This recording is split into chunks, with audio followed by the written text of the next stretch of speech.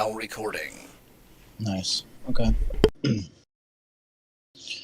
All right. Welcome everybody to episode 22 of XN Interviews. Tonight with us we've got JAX and MetalSonicDude. Thank you both for joining us this week.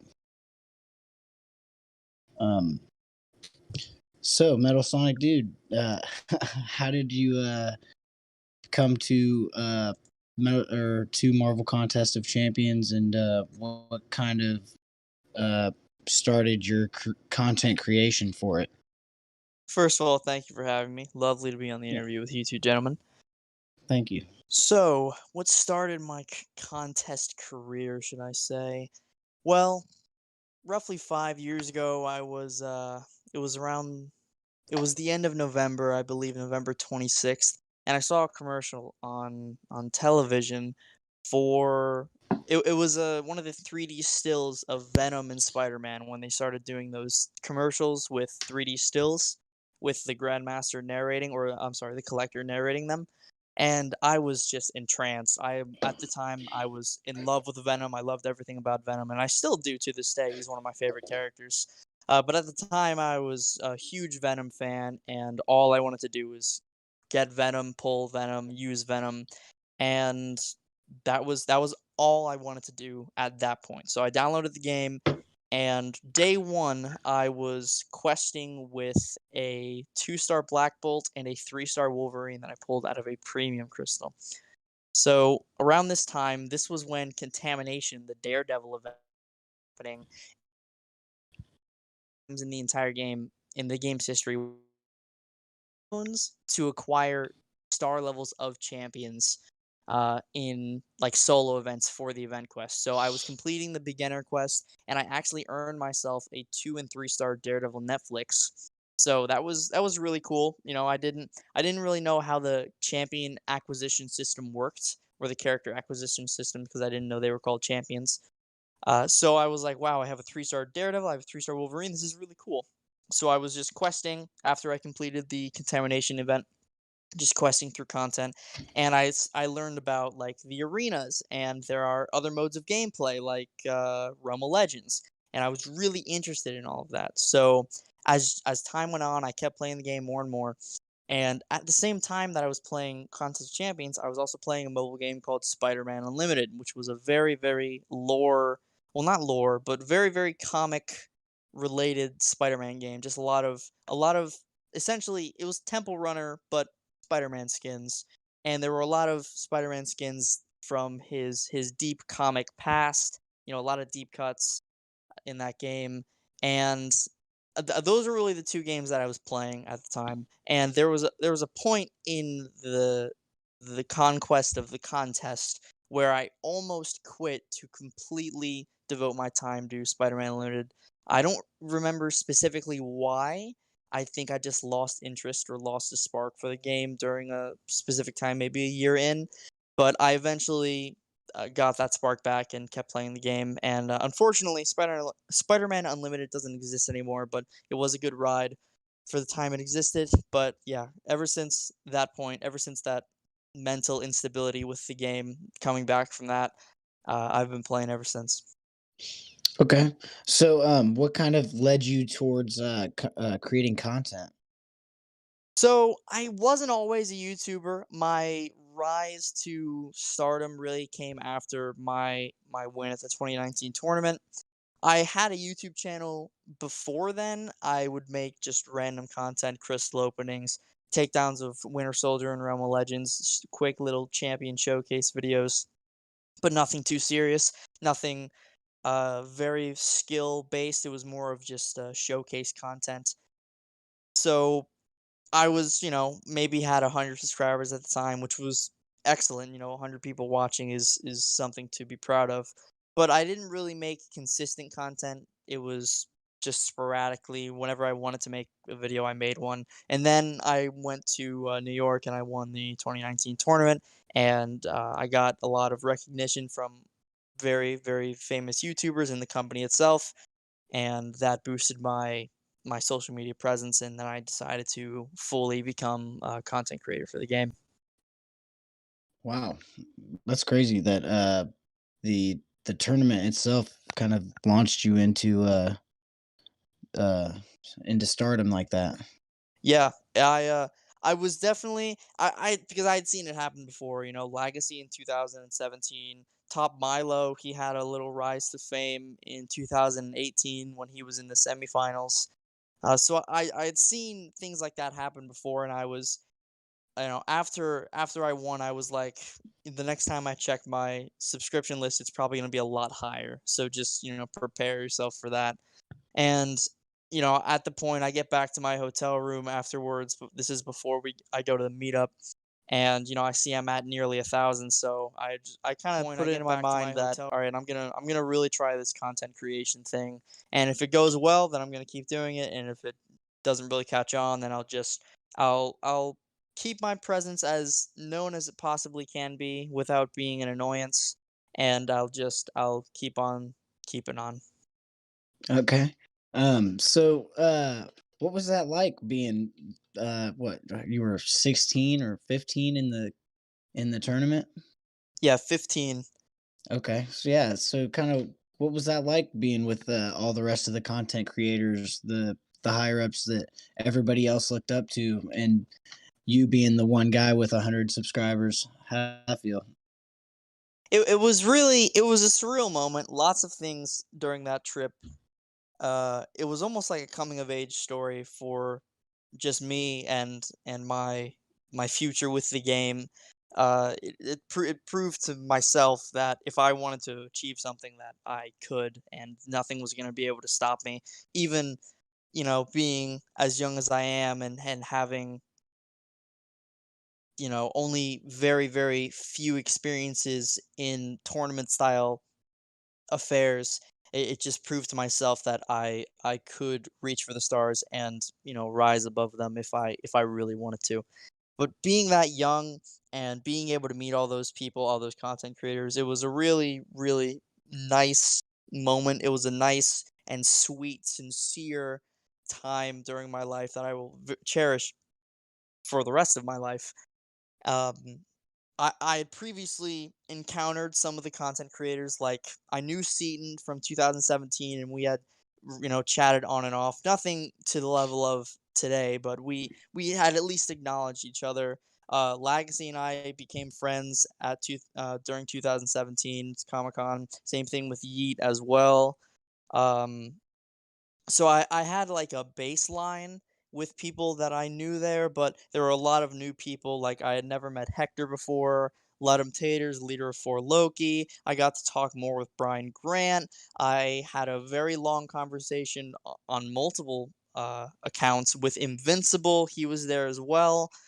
I talked to more of the Kabam employees. Unfortunately, I didn't get to talk to Mike, but I saw most of the Kabam employees. I talked to Gabe.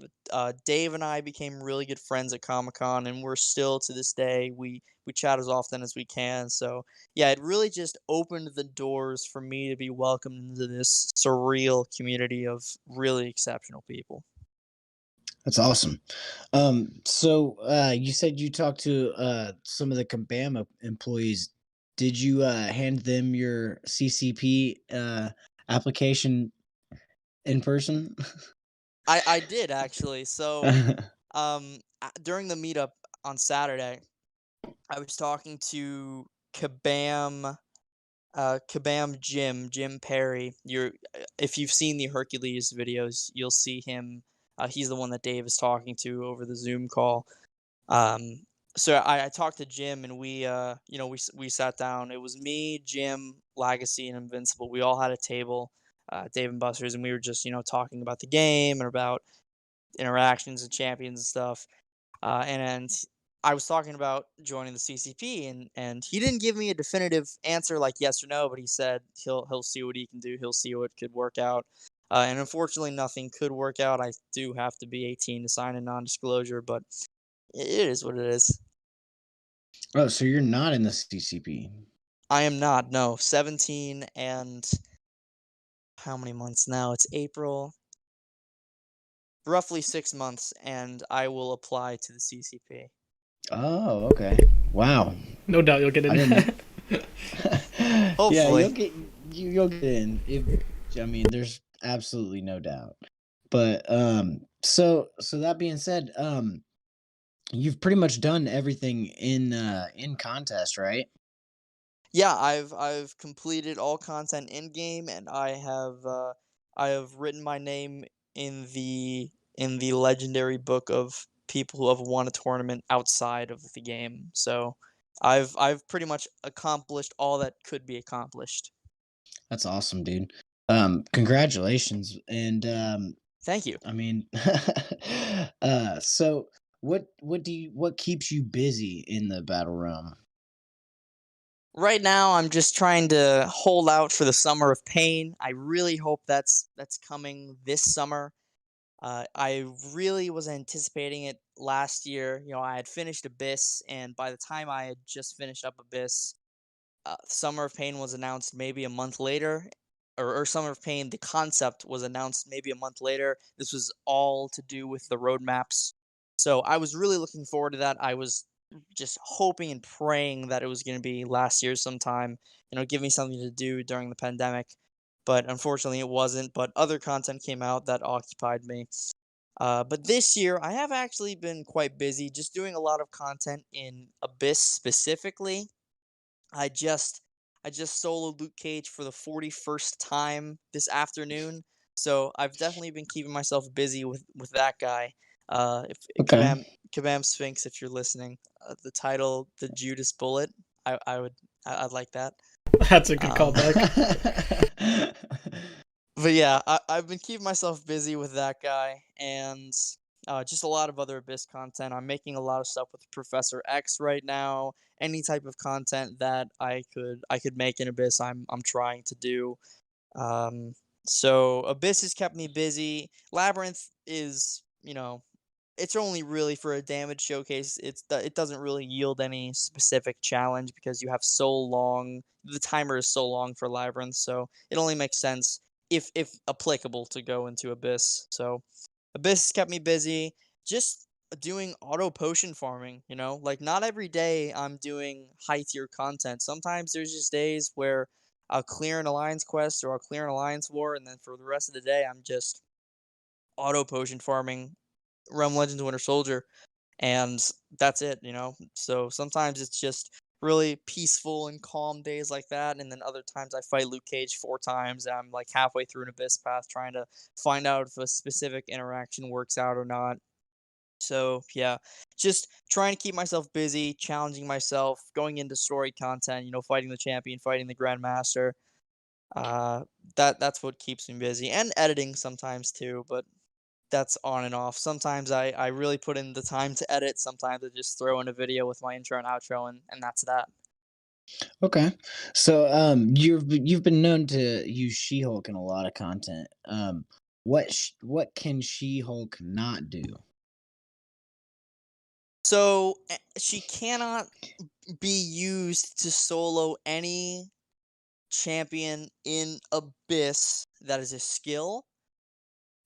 Just because her Furies don't get refreshed when they throw special attacks.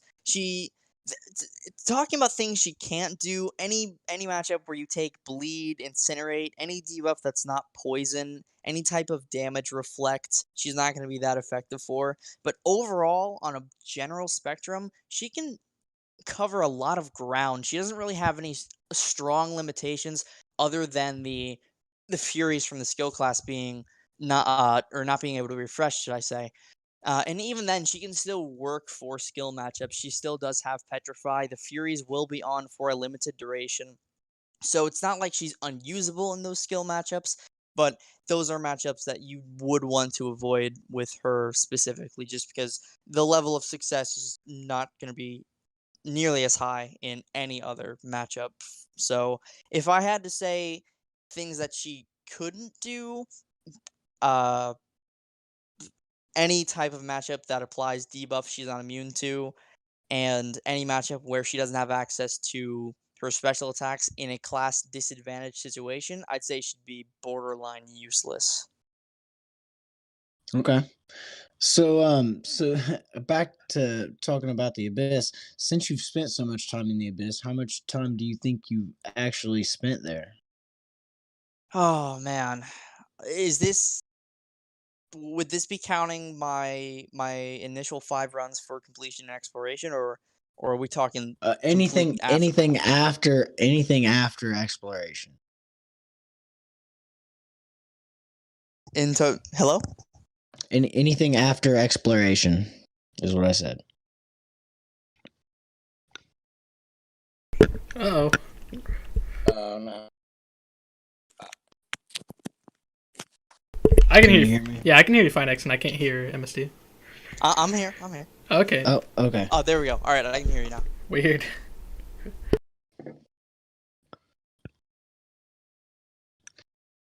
Okay, so anything after exploration.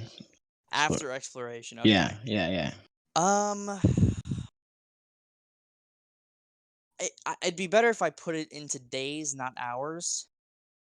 Um, hmm, I'd probably say in totality, other than completion and exploration, I've spent probably 2 weeks in Abyss, 2, 3 weeks. That's a lot, dude.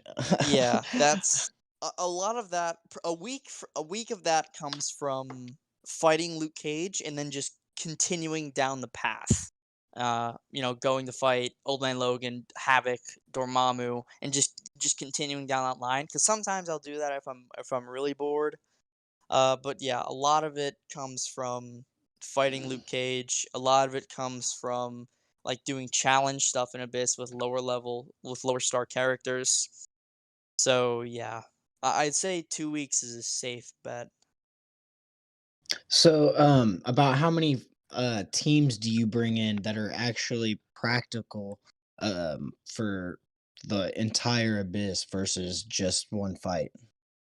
Um, so for practicality, if I'm gonna go for a really deep abyss run, if I'm going to fight like when I went to fight Mr. Sinister, for example, the team I brought was Mr. Fantastic, She-Hulk, Magneto, Nick Fury, and Human Torch. And that's a fairly practical team to clear most things. The only thing I would get rid of is Mr. Fantastic or I'm sorry, the only thing I would get rid of is Magneto because you really don't need him for specific paths. Now, for like Old Man or for Thor Ragnarok and for certain champs like that, yeah, absolutely you could use him. But over Magneto, I would take Aegon because Aegon can handle Thor Rags. Aegon can handle most of the fights Magneto can handle with relative ease. So if I would have swapped Magneto for Aegon, that would have been an extremely practical team to get all the way to the collector.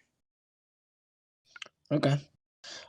So, like, how many impractical teams do you use? Quite a few. If I'm going for specific stuff, if I'm ever going to solo Omega Red, that's just 2 fights deep. I'll usually bring a team that hypes up She-Hulk as much as I possibly can. So, of course, Mr. Fantastic, Red Hulk, and Daredevil Hell's Kitchen. And then I'll either bring Heimdall or just another attack or health synergy champion to go along with it.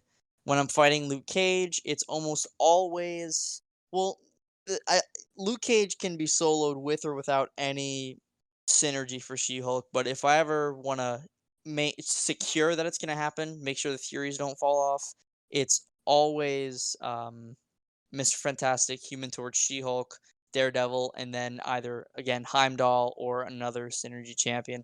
But the Daredevil synergy really helps the Fury duration. It's really the only use that I have for my Daredevil, so it's not like he's not getting used. It's just only for synergy. Yeah, so while we were in Brendan's stream the other night, we were talking about why you choose the Luke Cage fight. Could you kind of explain that a little bit?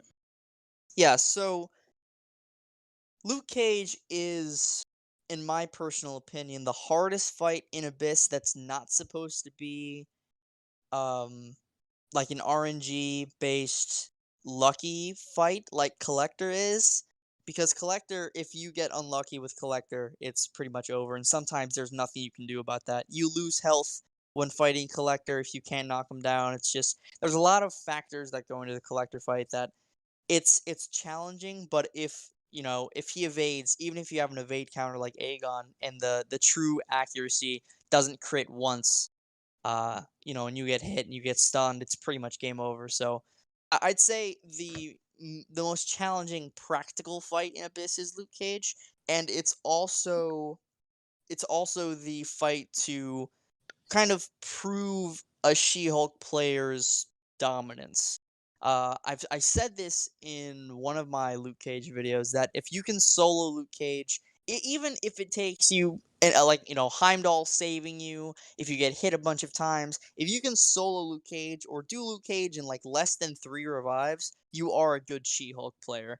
And I really just chose Luke Cage because he's the only challenging She-Hulk fight in the game because she runs over the champion, she runs over Abyss Thing, she runs over Abyss Omega.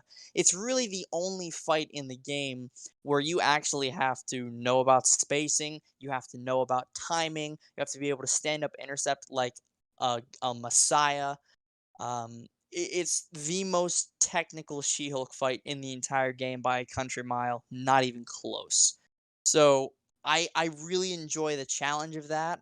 And going back to Summer of Pain, I really don't have any content right now that's challenging me or making me think outside of the box. But the Luke Cage fight, you always have to think. You always have to be ready to move. You always have to be ready to do something you may not normally do in a fight just because he's so sporadic. And you need to make sure that slow is maintained. You need to make sure your Fury timing is top tier. So I really enjoy the pressure of that fight because not only is it a hard She-Hulk fight, the hardest She-Hulk fight, but it's a hard fight in general. Now, there are other champions that can solo it at a much more methodical rate, a lot slower, a lot uh, less fast pace. Of course, still difficult as well, extremely difficult. But the thing about doing it with She-Hulk over any other slow champion or other champion that can solo him is you always have to be thinking uh, on your feet. There is no time to breathe, essentially. You always have to know exactly what you're doing. You have to be confident in your abilities. You have to be confident in your intercepts. And you have to nail every single move. If you don't, especially if you're past the enrage and he's fully unblockable, if you don't nail your intercepts, if you don't nail every single one of your movements, you're going to get destroyed. So I really enjoy the challenge of Luke Cage. That's why I've essentially perfected my craft against fighting him and that's why I've fought him. I've sold him 41 times. So yeah. That's awesome. Um, so we'll move on to something else. So the characters this month, the Jabari Panther and the Silver Centurion. How are you feeling about these two new MROC characters? Been a fan of the Emrock characters. I understand why people don't want to see MROC characters in the game, but people have to understand that this game, Marvel Contest of Champions, is a story that is being told in the form of a game, and monthly event quests coincide with the game's story and the chronological timeline that is the Battle Realm. So when characters get added, they get added for the story, unless it's an exclusive like Weapon X or Platinum Pool or Gold Pool. Those are just special characters. They don't really have any connection to the story. But yeah, so Jabari Panther, Silver Centurion. Seeing Jabari Panther in action, I think she's pretty solid. I See, it's difficult to say where she could land in the skill class because obviously we know Nick Fury is still the best skill. It's not even close. There's no competition in that aspect. But, the skill class has been buffed over the past few months. Kingpin, Crossbones, Falcon, all really, really good characters now. Falcon and Kingpin have just Mole Man. shown Mole Man as well. Thank you for Yeah. reminding me. Mole Man, Yeah. just four incredible, incredible skill champions that have been buffed this year, or this year and last year, that just have blown the expectations out of the water for their previous states. Mole Man used to be an extremely underwhelming skill champion, and now I'd consider him a top 5, potentially top 3 contender. Same thing for Falcon. Falcon's a top 3 skill in the game. Kingpin, probably an argument could be made for top 5. and Crossbones in the right situation has some of the highest damage per second in the entire game. So, talking about Jabari Panther's place in the skill class, I think she has a lot of useful utility, versatile utility, but the things that she can do, other skill champions can already do. Now, her Purify is one of the strongest in the game, and I think that's really going to make her shine, but everything else that she can do, the evasion bypass, the auto block bypass, the strong bleed, a lot of other skill champions have that in their kit already. So I think what's going to put her on a high pedestal in the skill class is her Purify ability and her high burst damage potential. But other than that, I don't think she's going to be the most impactful skill champion in the game, let alone champion in general. I do think she will have a place. She has strong utility. Like I said, that Purify. She can start off Dexterity, which is truly a defensive mechanic in and of itself, but she can bypass Miss and Evade, as well as go stun immune during her phase known as the Hunt. So I think she's going to be a pretty solid addition to the skill class. You're not going to be upset when pulling her. And as long as you learn the rotation, you're going to have a good time using her because she does seem like a really fun character to play. Okay. What about Silver Centurion? Silver Centurion, We haven't released him yet, have they? Yeah, he's not been officially released yet, but from what I've read and what I've seen from fighting him, um, he kind of looks underwhelming to me personally. Because we already have a lot of champions that do what Silver Centurion does. He doesn't bring anything unique to the table other than the ability to apply plasma on champions that are immune to one or the other debuff. But his plasma damage isn't that high from what I've seen. It seems to be fairly decent, but his lock-on ability could be a taxing thing in certain matchups if you can't maintain close encounters, should I say. His inability to crit is nice, but against any shock immune character, it's just going to be a net loss of damage. His armor is nice. The immunity to bleed and shock, similar to Iron Man Infinity War, is a really nice ability that will bring him some value as a immunity champion. And he should have decent damage output. He's going to have heal block as well. So yeah, I think he's going to be all right. Not at the level of Guardian or Guillotine or any of the other champions released in the tech class over the last few years. I think he'll be okay, but I have a strong feeling. I could be completely wrong. I could be underrating his plasma damage entirely. I could be underrating his entire kit. I know he does have a slow, which is extremely unique for the tech class, but it's not gonna save him. I don't have utility and okay damage, but he's not gonna make much of a splash, in my personal opinion. Of course, gotta wait for the gameplay, but from what I've seen right now, reading his abilities, he seems to be utility heavy and maybe not as heavy with the damage. So yeah, we'll just have to wait and see. So I'm gonna those will be my thoughts on him for now, and my thoughts. I would love for my opinion to be changed on him by the time he's officially released. Right on. JX, you got anything over there, bud? Yeah, man. So as you said, the new champs, the MROC champs specifically, are here for the story. Have you caught up on the story this month and seen the new cutscene? I did indeed. The new cutscene regarding the entity that we initially thought was Entropy at the beginning. Correct? We initially thought that was Entropy. Yeah, it was around Entropy. For sure. We're not. Are we certain that it's Entropy now? Because it hasn't been officially referred to as Entropy. It's only been referred to as these larger than life mystic names. Yeah, so I looked at the names, and I've read a lot of comics. I even did some research. None of those names that I saw in this cutscene, that they're like, he's got many titles. They don't actually reveal the name. They just reveal the title, and the final title is the Chrono Servant. Yeah. And this, like I said, I don't recognize this. I don't think it's from the comics. So I think it's a new Kabam original, but the way they've been explaining this character, it sounds like it's like Null combined with like the Chaos King. Like it's just it feels like a character that should belong in Marvel, but it sounds like a new creation because of the name. Yeah.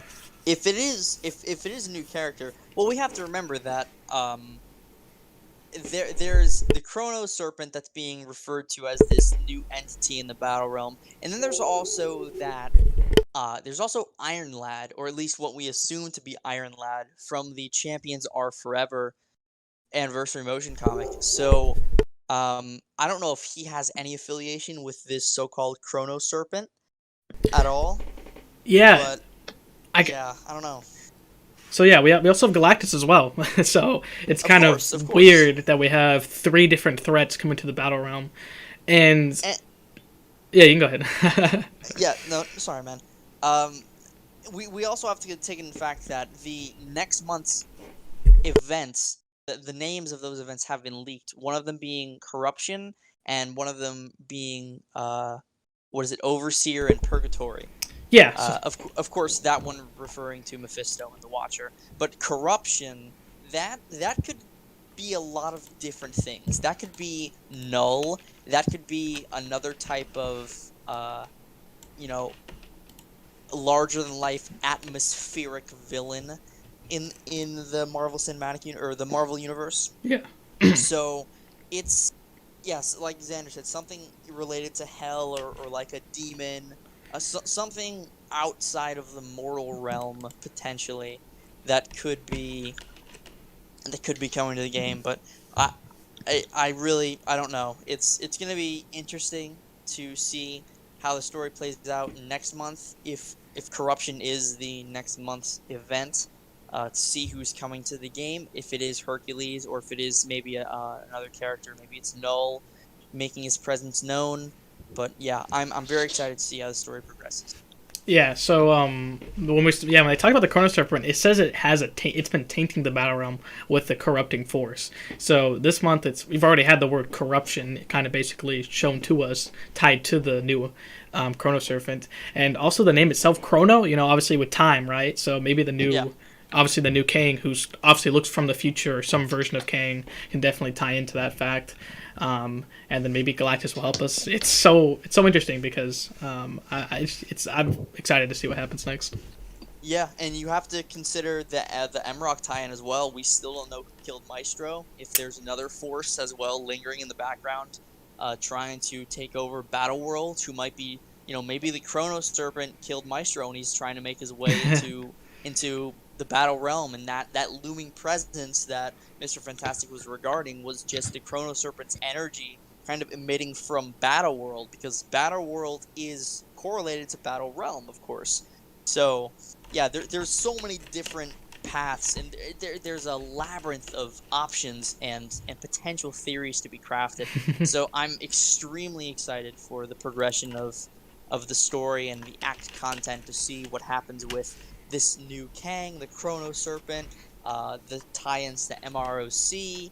And this is not to hype up the champions of MROC, like, oh, the MRC champions are gonna be so cool. Like, oh, look at them. Yes, we need a ninth or a 15th Spider-Man or a ninth Iron Man. It's not about that. It's about what they bring to the story. That's what I look forward to. And if they end up being great champions like Sorcerer Supreme and Storm X and supposedly, well, not supposedly, Jabari Panther, then great. That's fantastic. But if they end up being duds, then kind of a bad month for champions, but what are you gonna do about it? Just adds more to the story, and I'm totally cool with that. Yeah, man. So since we're talking about the MROC champions, do you play MROC? I do not. I used to play MRock for maybe 2 or 3 weeks. I gave it a shot, but I just couldn't get into it. I'm gonna keep up with it for the story. I'm very invested in the story of MRock, but uh, everything relating, like the gameplay, I just think it's a very mismanaged game. I think what happened to Disney Mirrorverse needs to happen to MRock, because the combat system is just, I'm not a very big fan of it. It's essentially a copy paste of Future Fight, just a little slower. So I would love to see some kind of revamp to MRock, make it more of like a Disney Mirrorverse style game where it's not exactly a Marvel Contest of Champions combat style, but it's more of that, side-scrolling 3D adventure where it's not just button pressing. You actually have to physically move your character, and you can actually dodge things instead of just holding a pretend joystick and moving out of the way. So yeah, I would love to see something happen to MRock where it got like a complete overhaul to its current gameplay, mechanics, and features. But as of right now, I have no interest in returning to MRock. Yeah, fair enough, man. I always ask just to see what people have any thoughts on that game. Yeah, Um, I wanted to give it a try, and if it would have come out around the time of Comic Con or after Comic Con when it was first announced, then it probably would have gotten a lot more love. But just the year long delay really yeah, killed the excitement for it, and I feel like the lowered expectations coupled with the lackluster gameplay mechanics, it made for kind of a wash, just nothing that people really look forward to. fair enough, man. There is a. I guess I'll give you a little update. So there's like a new event coming out soon. It'll be over King T'Challa who died, and so that's just like the new event is about Black Panther specifically. I see. I see. So yeah. So what about what would be one character you would add to the contest? Whew. I've always wanted to see Anti Venom. Me and Simula 67 are big Anti Venom fans. We've always wanted to see him in the game. So he'd definitely be on my list. I think he would be the character I'd want to see added. And if not Anti Venom, if not another symbiote, then probably I would love to see um Cyber Scarlet Spider. I think that would be such an interesting character to add to the game because yes, it's a Spider-Man character, but it's a completely different take on a Spider-Man character. So I think Cyber Scarlet Spider would be a really interesting character to the game. Now, if they were to add Scarlet Spider and Cyber Scarlet Spider, man, that just living the dream right there. But yeah, Cyber Scarlet Spider would be my kind of wild card pick if it wasn't Anti Venom. Okay, well that's interesting. So I have this huge list of all teases, Easter eggs, and references to all characters not in the contest, and so both those characters you mentioned have actually been had a reference to them. So you said Scarlet Spider. I know it's not the Cyber one, but Scarlet Spider. His mask can be seen in the Collector's Vault. And Anti Venom was actually the name of one of the quest names during the Symbiote Supreme event. Yeah, I do remember Anti Venom being a name of the Symbiote Supreme event. Yeah, that was I enjoyed that little wink, that little nod. So yeah, I hope to see Anti Venom one day. That would be pretty awesome. One of my favorites. Yeah, man, I just played a game called Spider-Man Edge of Time, and it was Yes, such a good game. yeah, it was fun, man. I made a fan build for Spider-Man 2099, and it was so fun to play in that game. He's another one that would be like exceptional to see, just visually. He looks like he's coming to the game, especially with the connection on the State of the Battle Realm map. Yeah, connection to. I Punish. mean, come on, Punisher 2099 Yeah, and Spider Gwen. Come on, I mean, like, who else could that possibly be? It's gotta be. yeah, it's meant to be. It's in the stars, quite literally. Yeah, Yeah. legitimately in the stars. Written in time. So Jim had a couple of curious questions. I'm trying to find them back in the chat. He said, "How did you decide on the name Metal Sonic Dude?" I've always been a big fan of Sonic games. Grew up playing them, um, and I was always like enthralled by the concept of Metal Sonic. I know he's not the first of his kind to be a doppelganger who copies abilities, but I always thought it was interesting that he could copy anyone's ability, and then their ability would be rendered useless against him. Essentially, like putting a mirror against them. Like they can't fight themselves, right? So what are they gonna do? Nothing. So I always really like that concept, and there have been a few runs of his comic or of his arc where he's been this like beyond god level threat He ran his own planet. He had his own army. So I just always been in love with the character of Metal Sonic. So I thought Metal Sonic Dude, and it's been my name for going on 10 years now, ever since like Xbox 360 live usernames. Uh yeah, it's been a while, but yeah, just huge fan of Metal Sonic, so might as well add it to the name, make it part of the whole gig. Right on, man. So he also says, will we see some Kamala Khan takedown of AOL Luke Cage? Um if it ever becomes possible, yes. I promise it will happen. And if not me, then I'll make sure Sweeta gets right on that. Why is that fight so impossible? Just because 5.7 million health with 99% of the no, 97% of the champions in this game is impossible to take down in 240 hits unless you have a slow champion or your damage ramp up is so astronomical that you can exceed 5.7 million health within 240 hits or 260 hits if you're a rank 3. So, yeah, if it ever becomes possible, if she ever gets a synergy that adds a slow to her kit, then there will be videos on it, I can assure you. When are we getting rank fours? Rank 4 6 stars. If Summer of Pain comes out this year, I feel like we'll see a glimpse of rank 4s. I feel like we'll see maybe the start of tier 6 basics. Maybe not tier 3 alphas. I don't think anyone wants to see a tier 3 alpha right now, especially with the T2 alpha drought.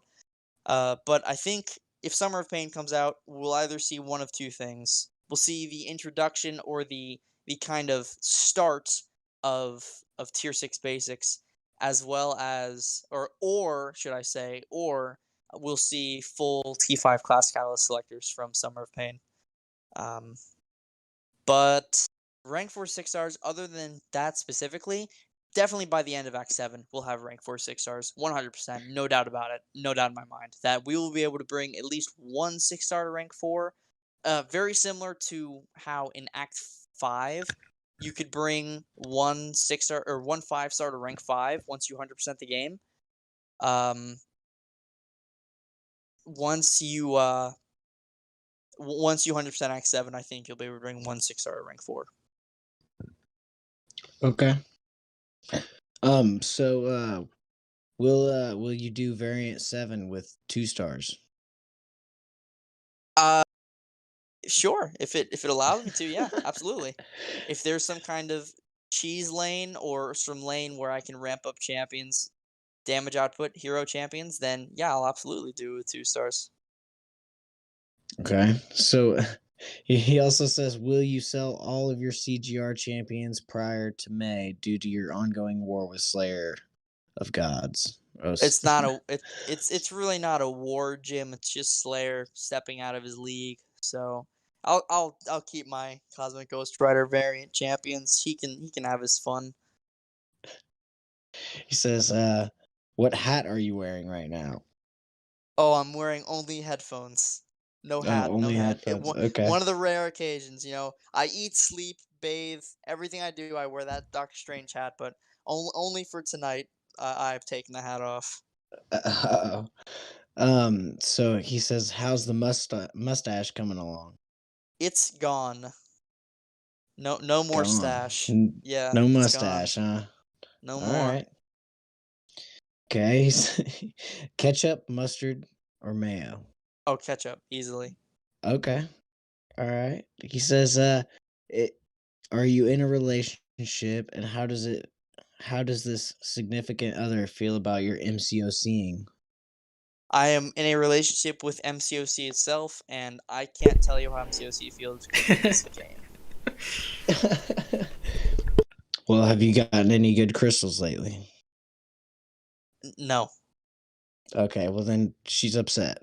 Yeah, definitely upset. I'm gonna have a talk.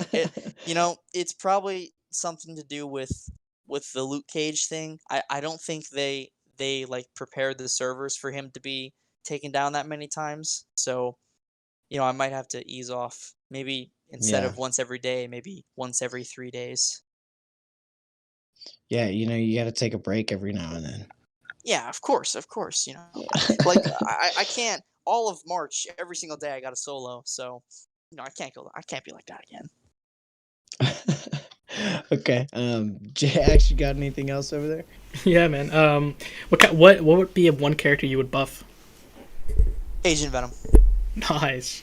Agent Venom, I would give him a moderate slash overhaul. I would want Agent Venom to be an absolute monster damage output champion. So yeah, Agent Venom, I would give without question would be the champion that I buff. Nice, man. Um, uh, that's what I say every time, man.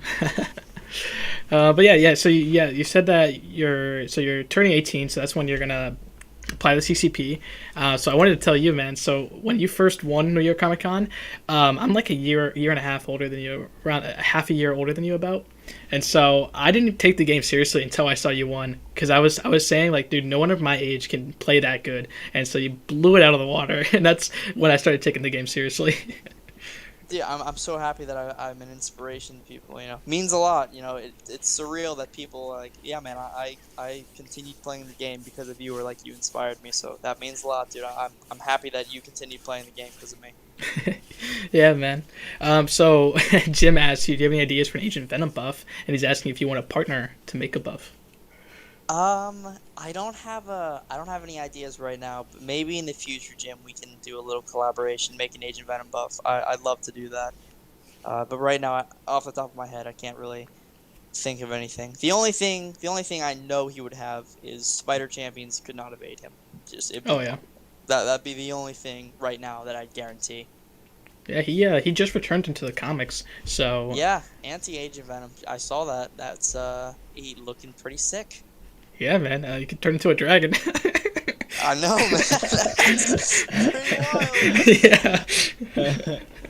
It's yeah, man. You guys got to read King of Black, and he'll be in the comics this summer with the big symbiote event as well.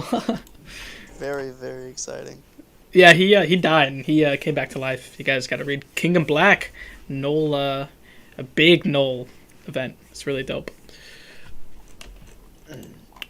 Yeah, the fifth one just came out, didn't it? Yeah, the end of it. Okay. Yeah, definitely Yeah. catch up. I won't tell you what That's- happened because it's Yeah. badass. It is so badass. Probably my favorite Venom comic of all time. That issue. Nice. So definitely check it out. Okay. Metal Sonic Dude, what was your favorite piece of content to play, and why? Good question. I really enjoyed the maze Yeah, I knew it. when that first Oh came man, out. you're like the third person that said that. I thought it was pretty good. I'd love to see it again, and I hope Summer of Pain follows in its footsteps. I love a challenge that's not punishing. Of course, like if you get hit, yeah, you have to die. But I love a piece of content where if you play well, you'll be able to succeed. If you understand the matchup, if you understand what you have to do, you'll be able to succeed. So the maze was great. I really enjoy Abyss 6.2 champion specifically. I do enjoy 6.2, but the 6.2 champion specifically is one of my favorite fights. The Grandmaster, absolutely love that guy. Love pummeling him. So yeah, most of the story content bosses, the Abyss and the Maze, I would say, is my favorite pieces of content. Okay. So which champion gives you the hardest time to fight? Oh man, it's a tough one. I don't really have an issue fighting most defenders, but every once in a while, on a once in a blue moon, Cable will give me like a really hard time for no reason at all. If like he triggers too many power gains from going over a bar of power and he just doesn't throw special attacks, he can just be really really annoying sometimes. So if there was one champ that I would just avoid fighting just because of those situations, it would be Cable. And that would even be over Hyperion, because at least Hyperion, you can manage his power. Sometimes when you're fighting Cable, even with like a Doctor Doom, if he triggers too many power gains, it's just not a good time. So yeah, and I hate the fact that they changed the special one after 3 years, but let's not get into that. Okay. So which update do you think was the biggest change for you? Update in terms of like Like a patch. like yeah. I think 12.0 really changed the game for everybody. So yeah, I'd say 12.0 as a general rule of thumb is the most impactful update for any player who is around during that time.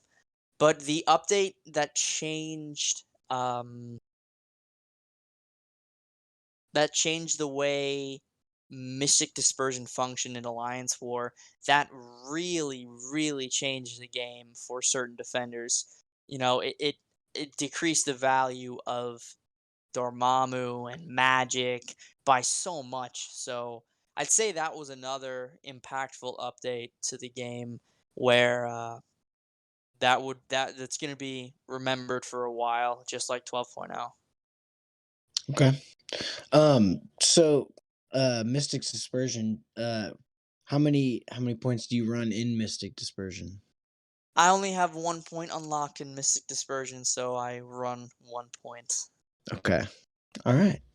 I've been told like multiple things to run like 2, 3, 4. I mean, it's really all preference, I guess. I don't even have it unlocked yet. So I Yeah, don't know. it's preference. Definitely champions that benefit from it. Symbiote Supreme, Sorcerer Supreme, Doctor Doom in the right situation, Magic in the right situation, uh, highly benefit from Mystic Dispersion, but it can be a blessing and a curse sometimes. If there's too many buffs, then you can't do your Doom rotation and stuff like that. So I run 1 point just to get a little bit of extra power. If a defender never goes for a reparry and I nullified one of their buffs, I don't have to land the reparry to complete the Doom cycle because that little bit of power is going to push me over. So that's really the only reason I have a point in it. All right. Um JX, do you have anything else? Yeah, my brother wants to know, do you have any advice for going through endgame activities such as Abyss, Act 6, and 7? Have patience and learn your roster because I see this on Brian's stream all the time when people ask him for rank up advice. They're like, "Who should I rank up?" and they provide no context. Um, yeah, and they show their screen of like their top champions. So you really have to learn what characters you have. You have to learn what abilities, what pieces of utility certain your characters bring to the table. Uh, you know, if you have a Terrax, you got a bleed immune, a shock immune, a heavy armor break champion, a very nice medium fight style champion for content. If you need armor breaks to counter Killmonger or something along those lines. So that was just one example. Having like what is it? Night Thrasher. He's an evade counter, immune to incinerate, so you can fight Mephisto. You have to learn the champions that you have, and once you do that, you can invest in those specific champions. Once you learn and acknowledge the type of content that you want to conquer next, if it's a variant, if it's Act 6 content, Act 7, Abyss, Labyrinth, and then once you understand what champions you have, then you can progress forward into that content with confidence because you know what you're dealing with. You know that this champion handles this, that this prowess character is going to be able to take down this node, or that this poison character is going to be really good for this poison node, etc. So you have to learn your roster and you have to have patience because not everything is going to line up perfectly. There are going to be some instances where yes, you are going to be able to complete a piece of content because your roster was just lined up perfectly for that piece of content. Going for Cavalier, stuff like that. If you have a poison immune, beautiful, you're done. That's Crossbones, easy, and you get by Sentinel, and there you go. But sometimes it doesn't work out like that. So you have to take the monthly events, use the monthly events to your advantage, as well as the variants, because variant content can progress you and propel you so far. Uh, one of the most useful overall characters, and this has nothing to do with uh, advice for content. I feel like I've already given that, but this is just for anyone out there looking for a useful character for progression. If you have a star level of Venom, Venom, in my personal opinion, is one of the most overall useful champions in the entire game, just because of how much variant content he can slay by himself. He is one of the top options for over half of the current variants in this game, and can handle most things in them without any hassle. At least a completion run of each of the variants that he is going to be applicable in with relative ease. So, if you have a Venom, I highly, highly recommend investing in Venom. He is one of the most baseline useful champions you will ever acquire, and he is just such a unit in terms of the progression he can bring to a roster. That's awesome. Because as soon as I got Venom, I took him straight up to R5. Yeah. I wish I could. But yeah, my brother has them, so yeah, that's awesome advice. Me and him like kind of race to do each variant and whatnot, so it's pretty dope. We're both Cavalier, and so he likes to get advice. Very nice. Is there any underrated champ that you would like to give a spotlight to? I've been trying to give Red Goblin as much of the spotlight as I can, and people have caught on with the Odin pre-fights. It really escalates his damage output. But other than Red Goblin, underrated. I don't know. There are a lot of underrated champs out there. But I think Black Widow Deadly Origin really doesn't get a lot of love. Her shock damage is astronomical. It's some of the highest in the game. So I think people, if they have Black Widow and they need a strong damage dealing champion, she's great to learn intercepting with because of Widow's insight. It tells you when your opponent's going to dash in. So I think Black Widow Deadly Origin is extremely underrated. Yeah, that's Nice. that's funny. Me and my brother were just talking like the other day. Like we don't see any content with her. Like every time we're looking at people's rosters, they really don't use her that much anymore. So, and I was like, dude, didn't she do like crazy damage? I'm surprised. Yeah, I have her at 455, and it's sad because I really want to take her up to 565, but there are just too many 6-star champs I want to invest in right now. So I can't spare the T2A, but Yeah. yeah, eventually I will be able to get her to rank 5, and I will make content. Yeah, I have her as a 5 and a 6-star. It's crazy. Your luck is crazy. Yeah, dude, my luck this week has just been ridiculous. I mean, what did I get? I got a Falcon and duped him. I got new 6-star Jabari Panther. I got a 5-star Corvus, and it's just a bunch of other stuff. I used my Cosmic Awakening gem on Captain Marvel movie before I got Corvus, so whatever. It's all good. I've gotten Okay. Oh, excellent. I can't hear you anymore.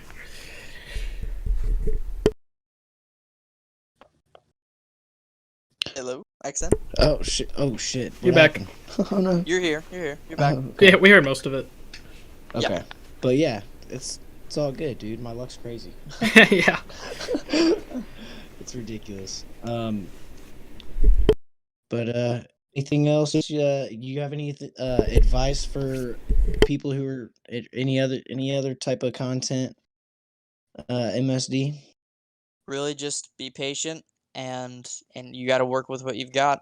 And if you don't stay patient, you're gonna get frustrated and you're gonna lose interest in the game. So you got to stay patient, and you have to be able to uh, take some bad pulls to the face. Take some bad pulls to the chin. So yeah, I that's my biggest piece of advice is just stay patient and you have to work with what you've got. And if that means you can only do certain content, then do as much of that certain content as you possibly can until you get a character that will allow you to progress to the next piece of content and so on and so on. Awesome. Yeah, dude. Jax, do you have anything else? Yeah. So, how do you feel about Cavaliers and Grandmasters in general, or like spending and going for Cavaliers and Grandmasters? That's what my brother's saying. I don't think Grandmasters are worth it. Yeah. Never.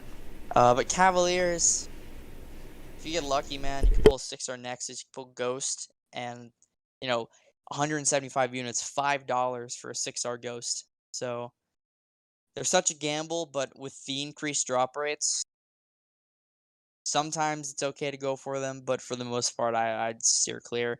If you buy the Cavalier monthly offer, I think they're a great value because you get much more than just Cavaliers, but in any other situation, I'd say save your units. You never know what's coming around the corner.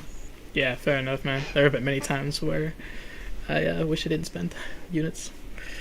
Same here, man. Yeah. You watching WrestleMania in the background? I am. For sure, man. Yeah. So, I'm sure I know the answer to this. Are you paying attention to the MCU? And of course you are. But how would you like to see the MCU, specifically the Disney Plus shows, affect the contest? Because we have not seen it happen yet. There would be a lot of different things that could be implemented from the Disney Plus shows. Yes, I am keeping up. I am up with Falcon Winter Soldier and all the MCU stuff that's currently available to us. Adding a character to the game like Agatha Harkness or adding John Walker, um, bringing that unique aspect. The MCU Plus is what it could be referred to as because it's not in the theaters, but it's on Disney Plus, but it's still the MCU, so the MCU Plus, but bringing those characters to the game, as long as they correlate with the story, that's a big thing for me. I don't want just a throwaway character added for no reason. And that's why when people ask for, where's Adam Warlock? Where's Sandman? Like, yeah, that would be great. But if they don't fit with the story and they're rushed and they suck, whose fault is that? It's not the developer's fault. You guys were begging them to bring in Sandman, and now look, he sucks. So, um, I would love to see the MCU Plus characters get added to the game as long as it works for the story. As long as there are no big events happening where bringing in just a completely off topic or off the rails storyline that involving like John Walker, uh, then I wouldn't want to see them. But as long as it fits with the story, or as long as the story is not heated right now, or it's not intense, I would love to see MCU Plus characters implemented in the game with some kind of like incentive, because I feel like it would be the perfect ploy by Marvel to incentivize people to download Disney Plus if they were bringing Disney Plus Marvel characters to the game. Like, hey, if you download Marvel Contest of Champions, you get a week of Disney Plus for free, or something like that. So I feel like it would be like a huge ploy by Marvel if they ever decided to do that with MCOC.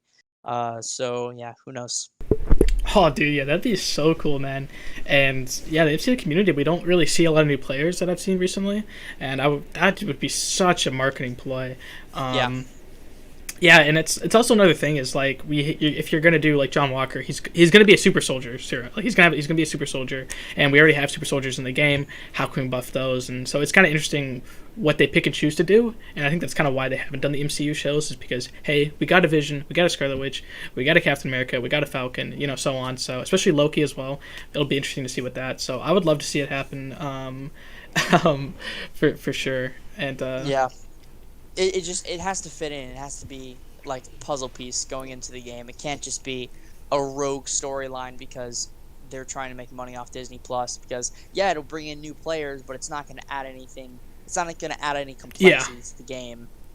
even if the characters, even if John Walker, Captain America, becomes like the best science character in the game, that's not going to matter because it adds nothing to the story. He'll just be another, like, oh, maybe we'll see him as an Act 8 boss, or like the second quest of Act 8 on Chapter 3.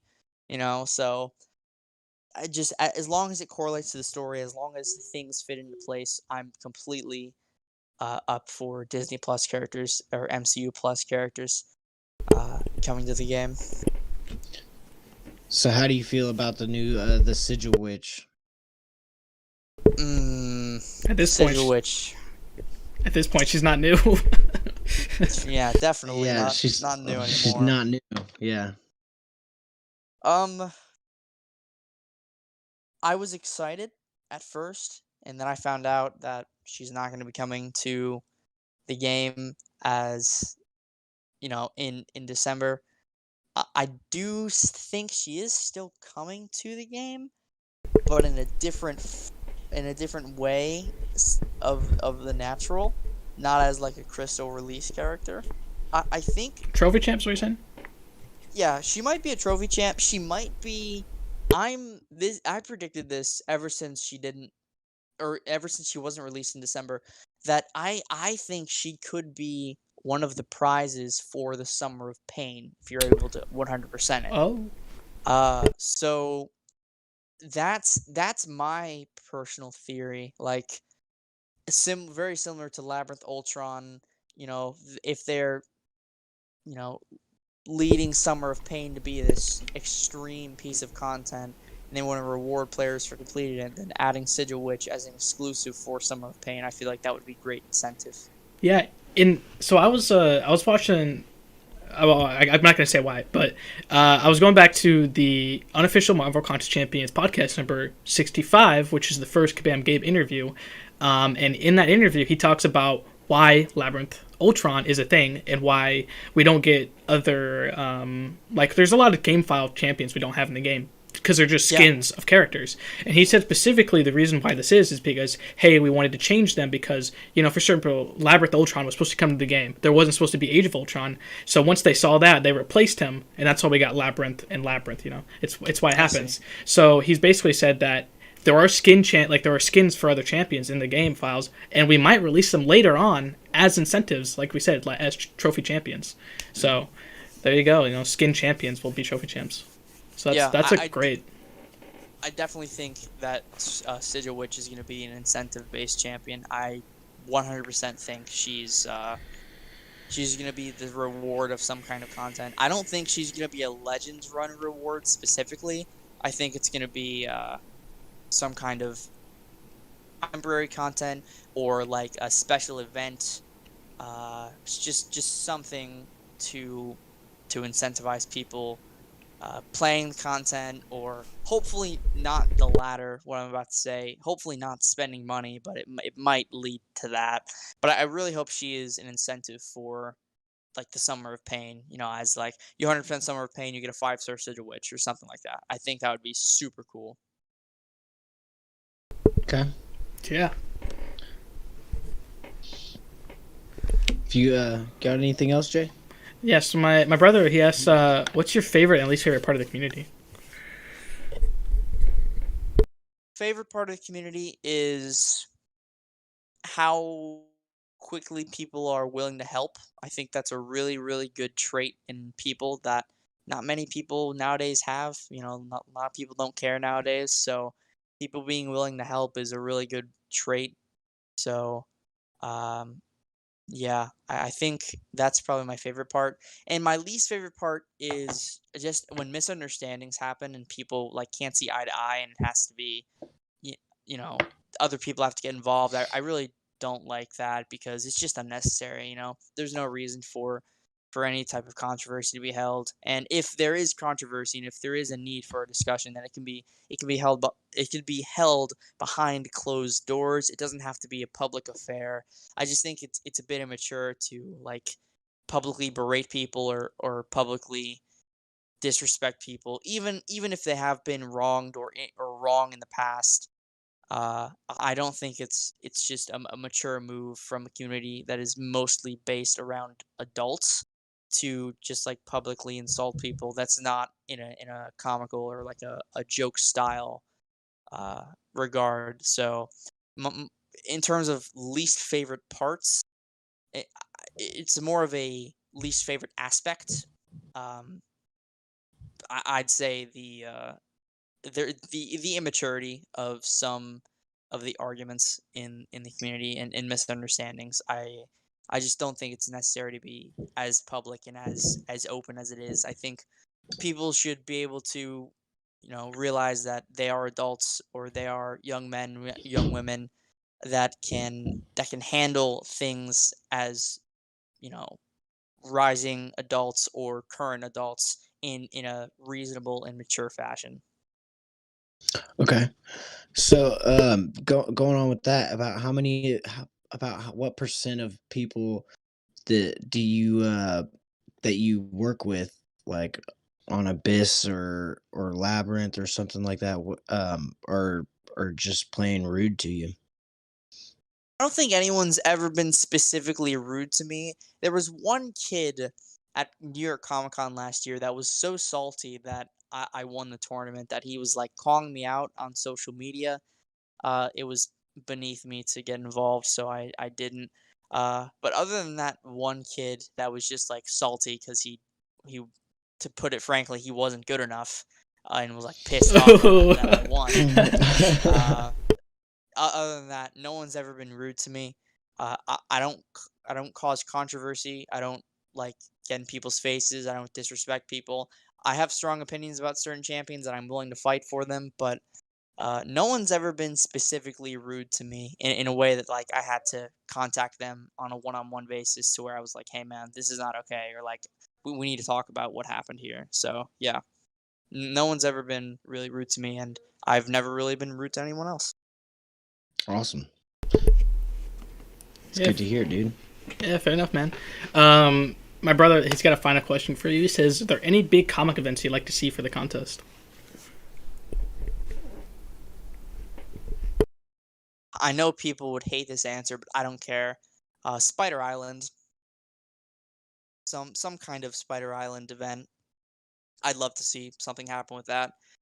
Um, I think that would be very interesting just to bring. I know people don't want to see more spider characters. I don't care. I want to see more spider characters. So something to do with Spider Island, some kind of storyline with Scarlet Spider. I'd absolutely love to see that in the game. Yeah, man, I can tell you like spider characters. um, yeah, so I guess my final question is I don't think you said it earlier. Why do you want to join the CCP? I think my perspective on champions and just a showcasing that for the most part, for most people, I play the game in a different way. I think bringing that perspective to the developers itself could add another level of complexity to the way they make content. And not that's not saying specifically I would be the reason people or I would be the reason content is changed, but just adding that layer of complexity, adding another layer of play, a step above other content creators, not putting them to shame at all, just saying from like the videos that other content creators make than the videos that I make, just on different levels in terms of just baseline content. I think adding my personal perspective would benefit the content creator program as well as it would give me the opportunity to test things that I would never be able to test on my live server because I have access to any certain champion I would need for a rank up. So if I ever wanted to test an ability in Abyss, I wouldn't have to spend 5 hours sporadically throughout the day, try not to use potions and revives, where I could just go into the CCP beta and get through stuff with revives and test something. And if it works, great. If it doesn't, whoopsie do, and just stuff like that. So a lot of it revolves around providing my perspective on the game, but there's also that part of using the beta to create content and test things to help the community and also help myself answer questions that I really want to see answered. That's awesome. So, what kind of questions do you have for the CCP? Nothing specifically. I mean, I know everything that the CCP does. I know about, their embargoes. I know they can't talk about champions until the embargo has been released. I know they get information about events prior to anyone else. Um, I don't specifically have any questions relating to the CCP. My only inquiry would be how often do like creators get to communicate with Kabam itself? Like the Kabam employees themselves. That would be my only question for them. That'd be the only improvement you'd like to see. If it's very limited, you'd like to see it expressed more. Yes, Okay. because if you're in a program with, if you're in a program signing an NDA under a company that you're making content for, you should have some level of interaction. So if it's low, then I'd love to see it improved. If it's like fairly high, then I you know I just look forward to hopefully one day being in the CCP. Awesome, man. Yeah, I look forward to seeing you there. Yeah, same. Yeah. So I think Xander wants to know what would you like to see Miles buff look like? He definitely needs an invisibility in his kit. I think um he needs some kind of damage ramp up and persistent damage ability that revolves Okay. around shock and critical hits, as well as he needs a built-in dexterity mechanic. Ooh. All right. Okay. Cool. Yeah, that would be nice. Since Colossus has his built-in parry mechanic if he has armor ups. Yeah, I think Miles having an ability like Nightcrawler, built-in dexterity, I think that'd be great. Okay. Cool. Yeah, dude. So if that's about it, then we'll go ahead and wrap it up. But we'll say thank you to Metal Sonic Dude for joining us this evening, and JX. Yep. Thanks again for co-hosting again, man. You're awesome. Yeah, you're welcome, man. It's an awesome. Thank you Yeah, guys for having me. This was a blast. Yeah, thanks for coming by, man. We appreciate it, and hopefully everything in your future is bright. Same to you, man. Thank you so much for having me. Awesome. All right. Well, good night, everybody.